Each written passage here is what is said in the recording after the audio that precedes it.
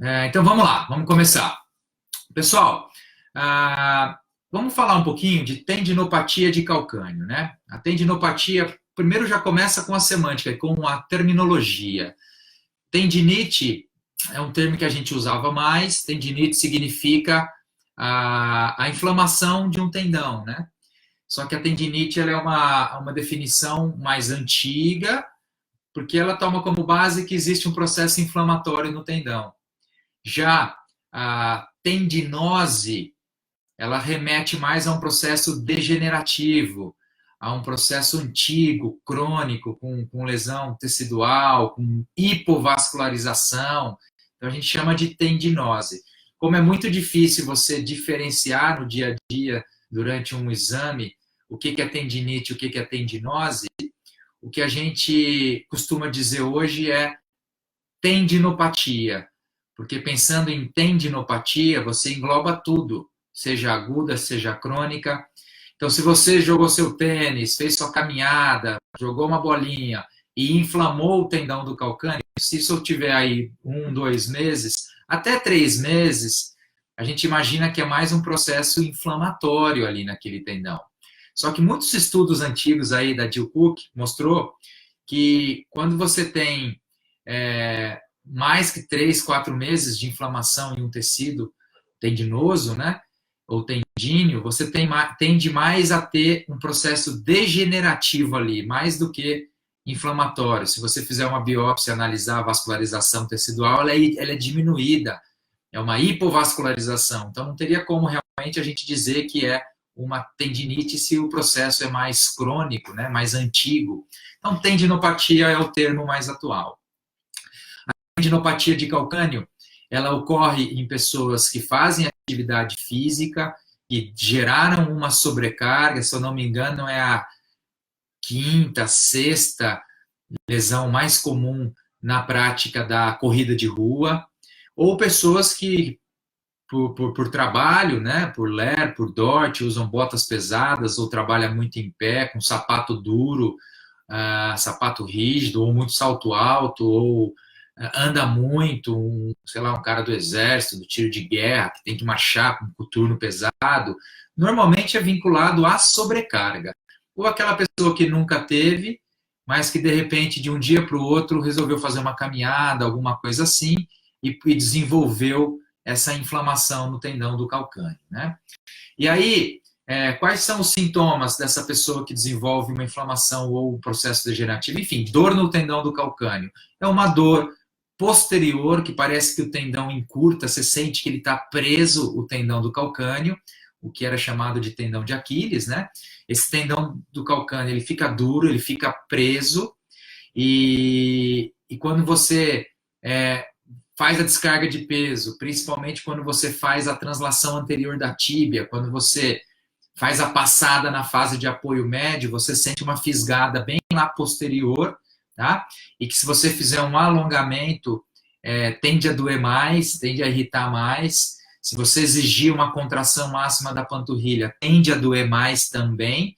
E a dor é a palpação no tendão do calcâneo, né? E uma dor à palpação no tendão do calcâneo. Temos aí vários especialistas em pé, seja fisioterapeutas, ortopedistas, que eu confio muito e que eu troco pacientes, e que isso é sempre muito importante, você ter uma equipe boa e colegas bons para poder indicar e para receber pacientes.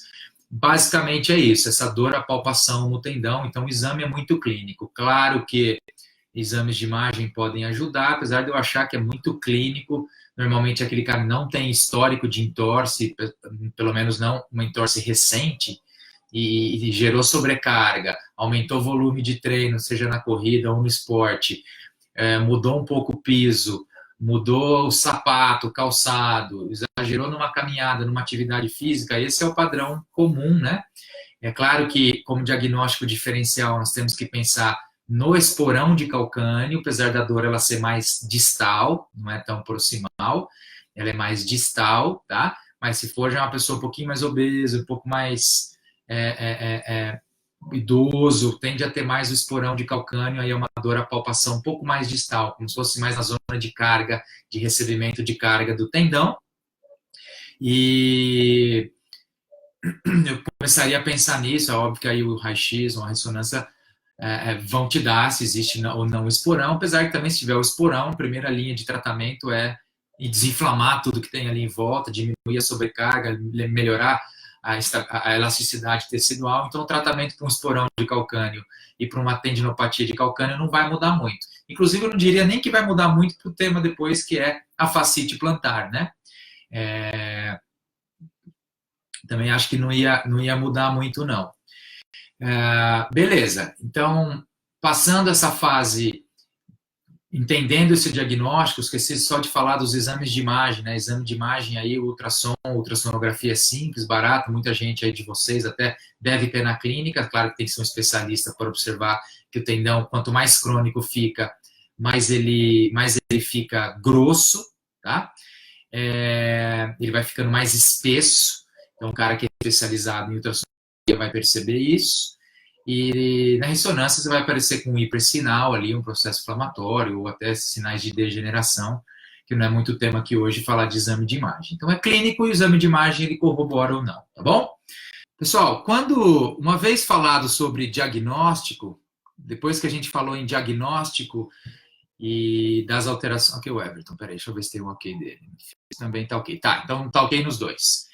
Quando a gente fala já fechamos então o diagnóstico da tendinopatia de calcânio, e aí agora a gente vai falar da parte de tratamento, né? Foi muito interessante, porque o que eu percebia, principalmente quando a gente puxa um pouquinho mais para a corrida, que as pessoas que desenvolviam bloqueio de dorsiflexão, uma pessoa que tem diminuição de dorsiflexão, e que isso se reverte na marcha ou na corrida, na fase de apoio, quando você está com o pé todo no chão e você vai passando a tíbia para frente, esse déficit de dorse do tornozelo faz com que você tenha que tirar o calcanhar precocemente do solo. Imagina você correndo, e aí você pisou com o seu pé direito, aí você vai jogando peso, a sua tíbia vai indo para frente, né? Você está fazendo uma dorsiflexão em cadeia cinética fechada, e aí no meio do caminho bloqueou o movimento. O que você vai fazer? Você vai tirar o calcanhar antes da hora, para poder começar a dar um impulso, entrar na fase de apoio terminal da marcha. Essa tirada precoce do calcanhar, ela faria com que você estressasse, ela faz com que você estresse demais o tendão do calcânio, porque você vai usar mais panturrilha. E aí esse estresse, então déficit de dorse, poderia gerar uma tendinopatia de calcânio. Esse é um tipo de cliente que a gente vê no dia a dia, apesar, de novo, eu estou cansado de ver tendinopatia de calcânio em pessoas com mobilidade normal, tudo normal, mas que deu sobrecarga. Aumentou o volume de treino, mudou o terreno do treino, mudou um calçado, pessoa que começou a trabalhar mais em pé, mais de salto, começou a andar muito para o trabalho, enfim, pessoas que têm esse déficit, que tem aumento de sobrecarga, é o que eu mais percebo, esse é o principal fator de risco. Se eu não me engano, é a quinta ou sexta lesão mais comum, a tendinopatia de calcânio na corrida de rua. O trabalho do Taunton de 2002 mostrou isso, com quase 1.600 corredores avaliados. Além desse déficit de dorsiflexão, que tira precocemente o calcânio do chão, eu percebo, na verdade eu não percebo tanto, eu comecei a perceber depois de uma aula do Brian Heiderschmidt, agora no SORM aqui em São Paulo, que ele disse que ele encontra mais tendinopatias de calcânio em pessoas que têm excesso de dorsiflexão. Olha que coisa doida. Como a biomecânica ela é maluca, né? Quando você faz muita dorsiflexão para correr, esse excesso de dorse faz com que o tendão do calcânio ele enrole ali na tuberosidade posterior do calcânio, e esse enrolamento gera hipertracionamento, uma isquemia da inserção dele, e você poderia gerar tendinopatia por excesso de dorse. Por que você tem excesso de dorsiflexão na corrida? Pessoas que correm projetando muito o joelho para frente, que faz um excêntrico forçado da panturrilha, que corre com o peito muito reto, estufado, automaticamente tem que correr com o joelho anteriorizando, que o joelho passa a linha do pé, a ponta do pé. Esse é um cara que pode também desenvolver a tendinopatia de calcânio. Coisa de doido, né? Bem legal esse achado do Brian. E eu percebo também a tendinopatia de calcânio em pessoas que têm pronação excessiva do pé ou pé cavo. os dois extremos. Porque pensem comigo, o tendão do calcâneo, ele está lá para receber carga axial, ele está acostumado a receber carga da panturrilha, do sólio, carga axial. Agora imagina que o teu pé está pronando ou supinando demais. Agora a carga que era axial, ela começa a ter um vetor de lateralização ou de medialização. Então, quando muda demais o eixo de carga, você pode, por uma pronação ou supinação excessiva, ou seja, plano frontal, você vai desenvolver também uma tendinopatia. Então, são as causas principais biomecânicas, e quando eu falo em tratamento, basicamente o tratamento é, por algumas semanas, usar algum recurso anti-inflamatório e analgésico. Você pode optar por ir para uma fase mais pró-inflamatória, de dar uma porrada nesse tecido, e ir para um CIEX, uma massagem transversa profunda, ou ir para uma terapia combinada, um ultrassom, para dar por ondas curtas, para ir dar uma bagunçada nesse tecido, se você for familiarizado com isso, porque pode piorar a dor, porque ele pode reagudizar o processo inflamatório, ser um efeito pró-inflamatório, ou você pode tentar ser mais conservador, como eu sou, de ir mais para um laser, mais para uma crioterapia inicial, e depois, aos poucos, indo mais para a termoterapia superficial, para poder estimular a reabsorção. Terapia de onda de choque, eu já diria que o Físio William acabou de perguntar, seria um método mais agressivo. Você vai para uma onda de choque, você já vai dar uma porrada no tecido, você corre o risco de piorar a dor. Se você tiver a confiança do seu paciente, que num primeiro momento você vai agredir, ser pró-inflamatório, para depois começar a ser anti-inflamatório, ótimo, mas você tem que ter essa confiança dele, porque você pode piorar a dor na primeira, segunda, terceira sessão, o cara vai falar, pô, eu venho aqui me tratar e tô saindo com dor. Isso acontece. Ondas de choque, ele ainda tem essa característica de ser pró-inflamatório para que o corpo reorganize colágeno e mande células de defesa, e no segundo momento ser anti-inflamatório. O ultrassom é muito assim, o próprio ondas curtas é um pouco assim também. O laser, Senna, eu usaria o laser infravermelho, mas tentaria botar uns pontos de vermelho também, mas o infra, pela profundidade de penetração, seria ideal. Muita liberação miofacial de panturrilha, muita liberação miofacial de sólio e gastrocnêmio, e mobilização terapia manual, seja manipulando o tornozelo para ganhar dorse, seja uma mobilização PACzinho ali de talos, ou até de calcâneo para melhorar a mobilidade lateromedial de calcâneo em relação ao talos. Bandagem e dry needling. Dry needling eu não tenho experiência nenhuma, tem pessoas que gostam bastante. Se você for familiarizado e conseguir tirar dor com o dry needling, ótimo. Qualquer outra bandagem, se você quiser fazer uma low dial, que a única bandagem que tem evidência mesmo é fazer uma low dial, se você pronar demais o pé para tentar segurar a pronação, mas é uma tendência. Nesse momento eu acho importantíssimo você já começar a pensar na palmilha, tá? Uma palmilha Everton, que é o nosso cabeça aqui da Fit Solutions, mas também a Miri e João, PC, então tem muitos especialistas aí que pode ser que estejam aqui ao vivo, eu não estou conseguindo ver, mas principalmente o Everton, que eu sei que está.